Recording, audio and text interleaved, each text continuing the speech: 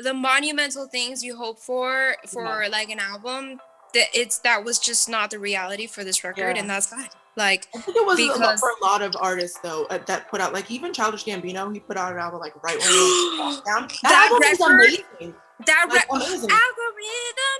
Oh my god, so good. Oh my god. Hi, I'm Empress of, and this is NME's Friends Like These. What's up, guys? This is Amber Mark, and this is NME's Friends Like These. I don't even know how we met, but I always knew of you because we have the same management, and I've always heard so many amazing things about you. Actually, before I knew Lorelai was Empress of, I didn't know those two people were the same, but I'd heard from like my band, from my bassist, who's my music director now, Josh. He had said something. Josh. Yeah, about you, and then I heard from Monotone. So many people, like, left and right. I heard. So I always wanted to, because I also produce, and of course people are trying to connect. She's a woman. She produces. They always do that type of thing. So, but it was like these. Hearing you and then hearing your music was like the first person I was like, I really want to work with her. Like, I don't know what. I heard about you through, obviously, us working with the same people.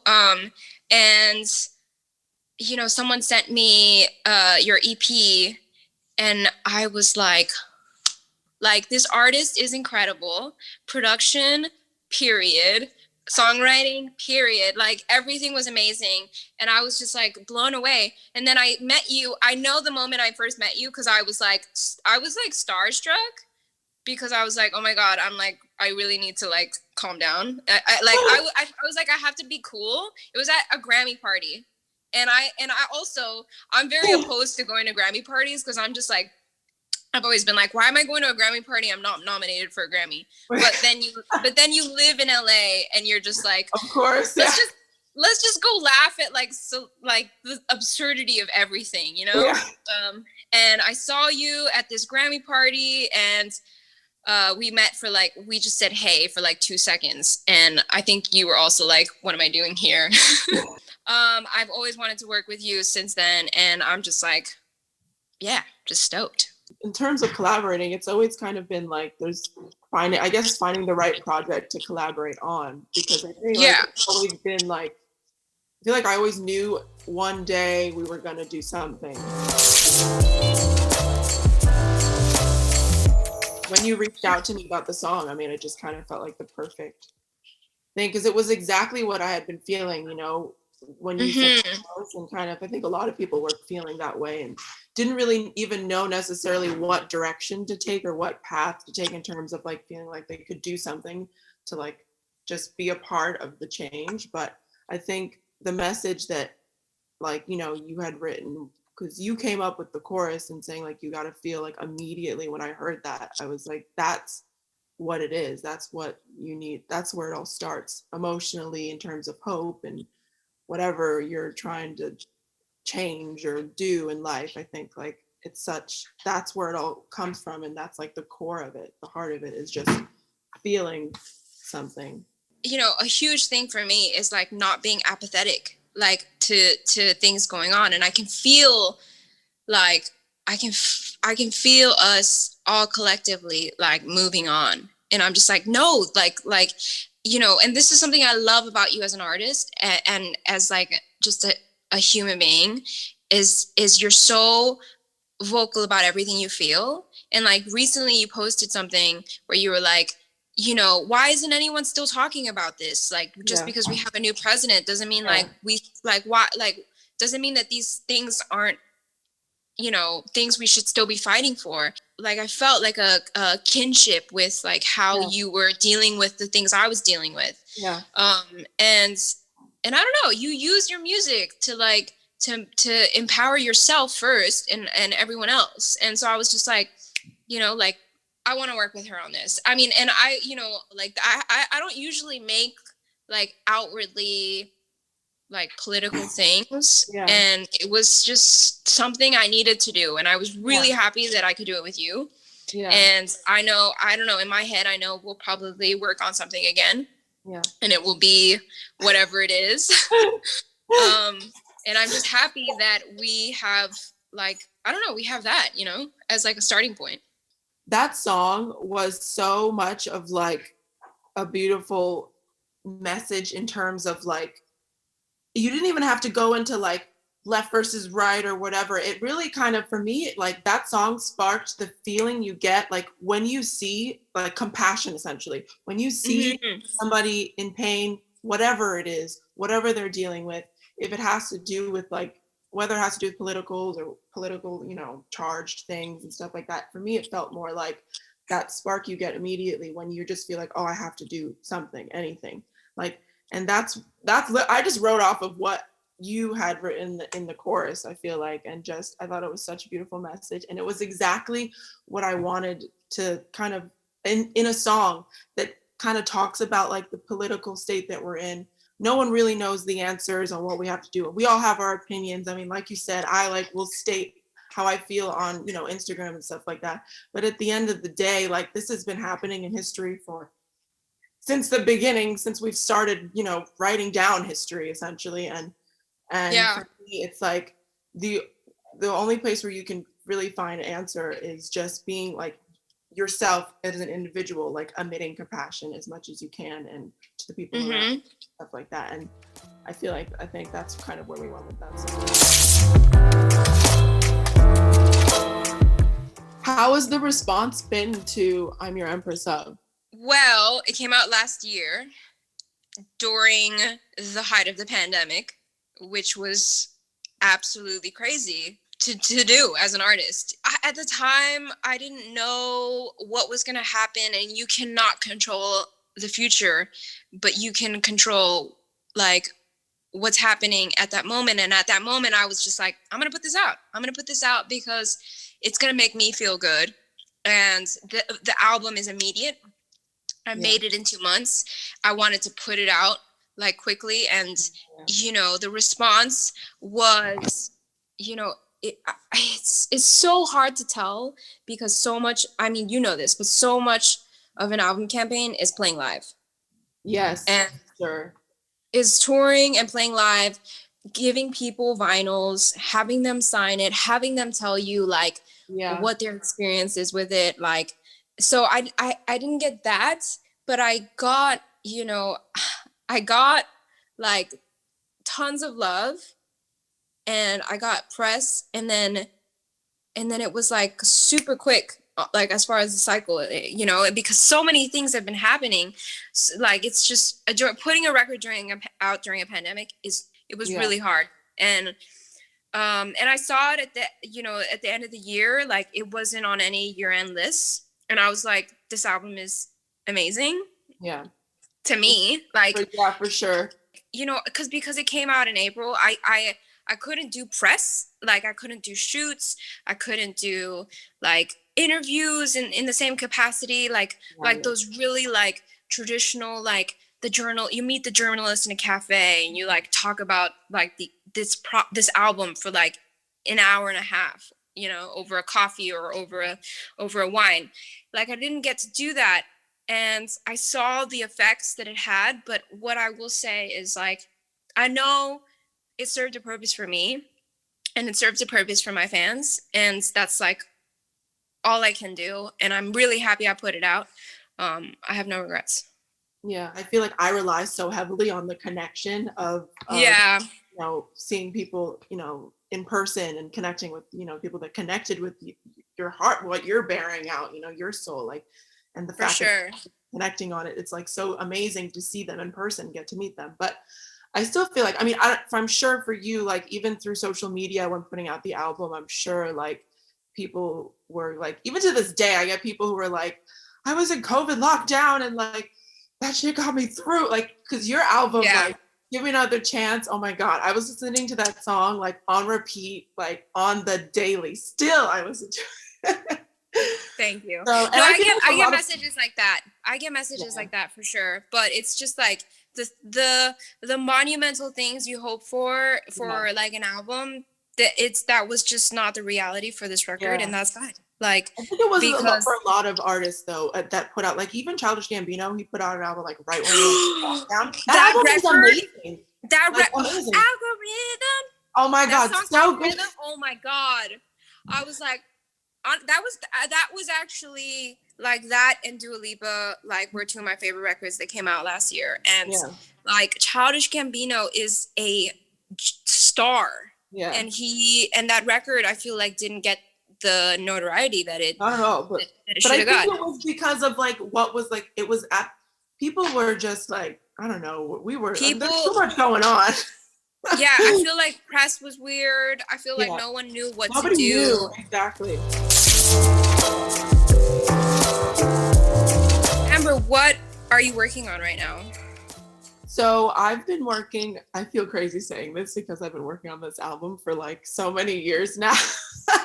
But I've been like, honestly, the tracks are all there finally. Like, Oh my god, what stage? Can we say what stage we're at? yeah, so like we've already started mixing some of them.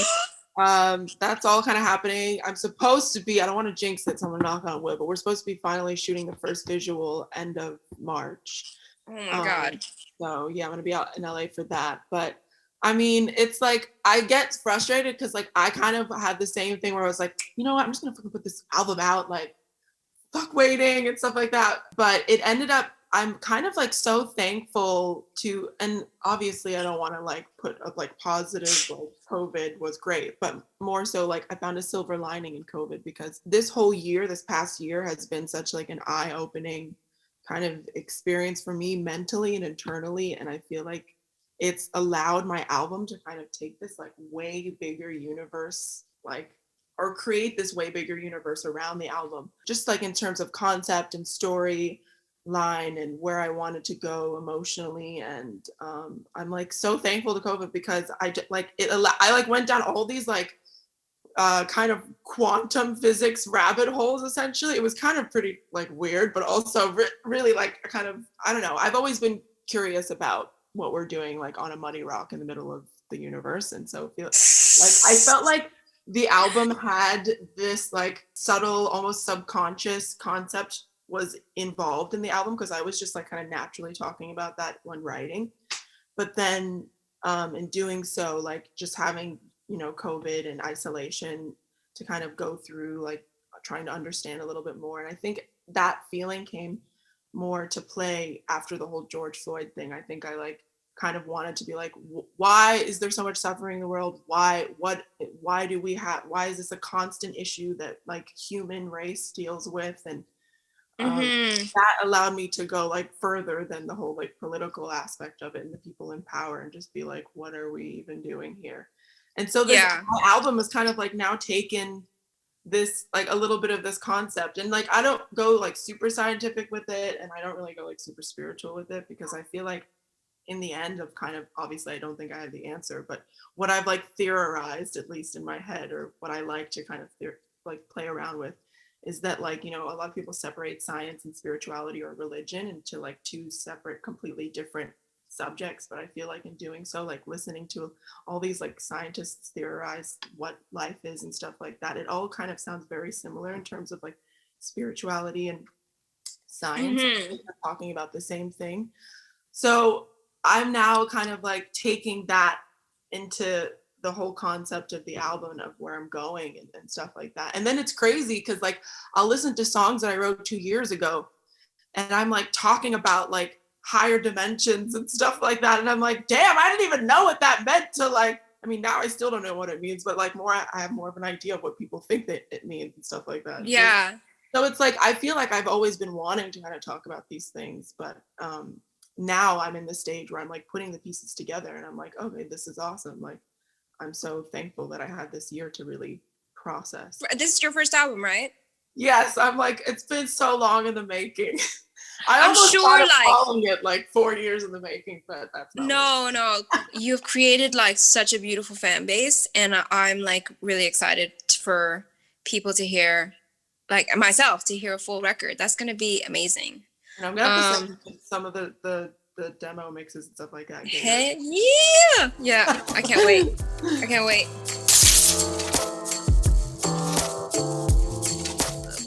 motivates you as a musician? I think it's the same for a lot of artists, any person who's a creative. I feel like it's kind of everyday life, what I'm going through. I always try to speak from emotion. I think it also comes easiest, and like the result of me kind of just talking from the heart always ends up being something I enjoy more. So I feel like I'm always inspired by things around me. I mean, like I take a lot from my childhood or things that like my mom, like, you know, stuff that my mom would kind of talk to me about, or just being around her, because I feel like she always had such an out there mind that I used to find really annoying as a kid, but like now I feel like way more connected to her as an adult than I did as a child. So it's kind of interesting. Right. So I've been taking a lot from that recently, and I mean, I don't know, it's like friend stories, or what a lot of, you know, close friends of mine are going through, and just surroundings, what I witness. I think people connect to that the most, you know. Yeah. For me, the prime source of motivation is myself. And I think, you know, like, is similar to you, like, you know, whatever I'm going through, like emotionally, things that make up who we are as people, like that's what motivates me. Like my family motivates my relationship with my mom motivates me to make music. As a woman, there's like this dialogue, this like thing I'm trying to unfold of like, what does it mean to be a woman? And I look at how my mom has like lived as like a past generation, and I reflect on that a lot, and what her space in society was when she was my age and how old she is now. And I get into like grooves, you know, like I'm like, I love this artist, I'm gonna listen to this artist's album for an entire year and just dissect it, like the beats, the vocals, the harmonies, everything. I'm like, I get really obsessed with an artist, and then I get obsessed with another artist, and I try to like merge those two worlds, you know? Yeah, same. I'm obsessed with movies and obsessed with movie scores. I think like Soul is gonna be like Oh my god. it's gonna be like I'm gonna like be inspired by that movie in some way. Oh my god, I reference that movie all the time. That movie was amazing to me. It was so, because the music, the way they animated, like the playing, Totally. like the concepts, I was like, know. this is a Disney movie? This is a Pixar movie? I know, I thought the same thing. I was like, and like John Batiste, like who's an incredible musician, like I was just like that. I know, like when I saw that movie, I was like, this is gonna be important for me. This is not a fair question, but who is your favorite artist of all time? You know, I mean, it's always changing. I definitely have favorite artists, but I feel like it's never stays the same. Like they'll be my favorite artists for like a certain amount of time, and then it'll change. I'll go back to an artist that I used to love. I've thought about this a lot because I feel like we always get asked this question, you know. I think I always have to go back to an artist that I've listened to since I was a kid, and that has kind of like stuck with me like on an influential level, and then just all time like listening. So I mean, I want to say right now, and this could change, so but I think it's probably got to be like Stevie Wonder, I think, because he is just like musically he's a genius, like where he went emotionally, and just like I think the conceptually, like a lot of the songs he's, you know, the lyrics he sang about, and stuff like that. I just think all around being an artist and musician, I think he's the one. But there are so many, like Beyonce is my all-time favorite artist in terms of like performance, and like she's a machine. Of course. Well, I mean, let me ask you a question. Like, who is your favorite artist of all time? It is hard because it could be Britney Spears, yeah, or it could be like Debussy or right. It's not Debussy, but I'm saying like it could be Britney Spears or it could be Bjork. You know, there's so much contrast and there's so much in between, and you know, like I always list like Bjork as like a huge reason why I started making music and why I started producing. And you know, because I heard her when I was 13, and I was like illegally downloading music and like found her, and found her music and through like she was in something I can't remember, but I found it and I was like obsessed. It's also Mariah Carey. It's also like Ryuichi Sakamoto, like weird, not that he's weird, but like also like Stravinsky. Like it's just like it's a Yeah, bunch of stuff that is really yeah, hard to say. yeah. There's That's my some that could go on forever. The list of I like, go on for I feel like I it. didn't list enough people. Those aren't my all time. By the way, Stevie Wonder and Beyonce are not my all time. There's some Stevie Wonder is my all time, but there's Come like on, give us more. I don't Do some. know. Okay, Even like Tribe Called Quest. I don't know. Like Sufjan Stevens was like very crucial in my like teen angst I gotta years. stop. Like there's so many. I don't know. Ella Fitzgerald got me singing, so I don't know. There's like Yes, I love Ella Fitzgerald. Oh, yeah. I'm curious to know what was your first ever live show like? my first show was in New York, in Brooklyn, at a time when there were like tons of DIY venues. It was like this era of like of just warehouses and people playing shows in warehouses, and I saw like a lot of artists play to like 300 people, like Grimes and a No Moral Orchestra, just crazy shows for like 200 or 300 people. I played one of these shows and it was like my first show. I had like put some music up on the internet and people were like into it and played this warehouse, and it was weird. It was definitely weird because I was like, I don't know what I'm doing. Like I Yeah. make music on my laptop, like I make beats, but I'm trying to play them live. I didn't know how to do that. Like I just kind of like figured out a way to sing live. I didn't have time to think about it. I like put music up on the internet, and then someone was like, do you want to play like this warehouse on Friday? And I was like, yes.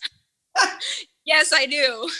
And I Oh my didn't god, know, I I would be didn't so have bands. nervous. I was just like, cool, I'll figure it out. And that's kind of my approach to life in general. Yeah. That is a great approach. That's very in the moment. I like that. Yeah. Yeah. I would have been so nervous. I was so I mean, trust me, I was not cool about it. I was like freaking out, and I just bought a sampler and figured out how to do it. You know, it's not like this fully formed like this is the colors I want on stage. This is like Yeah, like that some artists yeah. get to. I don't know if that's anyone's first show. For me, it wasn't like that either. Yeah, what was your first show like? My first show as like me as an artist was in LA because I had been performing. I had been doing live shows before that, like in high school, because we kind of had like a School of Rock kind of after school program going. So I would perform at like local events, but it wasn't our own music. It was like we would do covers, like I'd be covering the Beatles and stuff like that. So I got my first taste of being on stage or like doing performances then, and I loved it. And that was kind of what ignited like, oh, maybe I should be doing this, like this should be my job type thing. And so that's where it all kind of started. But then my first show as like me as a like artist that's like has labels kind of reaching out and stuff like that was in LA. It was, I don't even remember the place. It was like right near the Capitol Records building. It was something that starts with a B. I don't remember what it's called. I could be wrong. Yeah, school night. Yes, that was my first ever show. Okay, yeah. I mean, that's that's establishment. It's like it was like a place for you to practice your first show. Yeah, I think I did school night too. I think that's kind of like it was like, I mean, I don't know, they're still obviously now they're not probably doing it, but like before COVID, I feel like it was very much a standard. It's like yeah, no, it's like you're starting out, play school night, Yeah, exactly. Yeah. Wait, what is your go-to karaoke song? All I Want for Christmas Is You. Year round. Even if it's not Christmas. Year round. I would happily accept that too. I would be cheering you on for sure, especially if you say it hits or it misses. It's my character, It's I love that song. I love the runs that she does. I just wish that we could replace Christmas with like All I Want for Thursday Is You, All I Want for Valentine's Day Is You. Yes. Like I just love that song, and that's why I do it year round. It's just a good song. Like it really is. It honestly is such a good song. No, I think that's a really good answer. I feel like that's probably something I'm gonna have to do. I've actually never done karaoke, as like crazy as that's.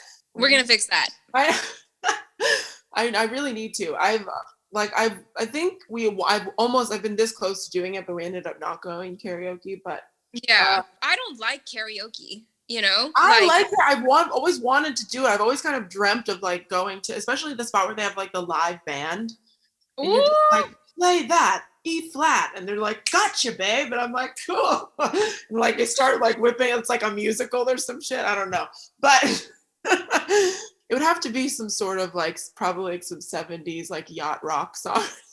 Like I feel like those are always like super epic. Something that people can like, really like scream out with you. not all I want for Christmas is you.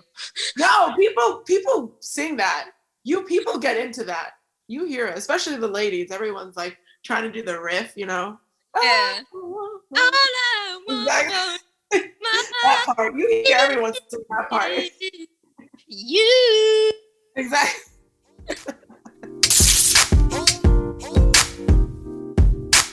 Let me know. I need to know the tea on who these new up and coming artists are. Please give me some insight, because I have not been listening to anybody really recent. So like I need to know. Oh, you've been trying to finish your album so that I know. I've literally been like, I feel bad. Everyone's like, what are you listening to these days? I'm like, myself. No, I feel like I do that as well. I love Ravina. Oh my God, I don't. love her. She has that song, Tweety, that just came out. Yes. Yeah, Yeah, that one's dope. she's just like stunning, and her energy. I don't know if she what her pronoun is, but her energy is amazing. My friend Japanese Breakfast just put out a song. Cool. Yeah, and she's an incredible artist.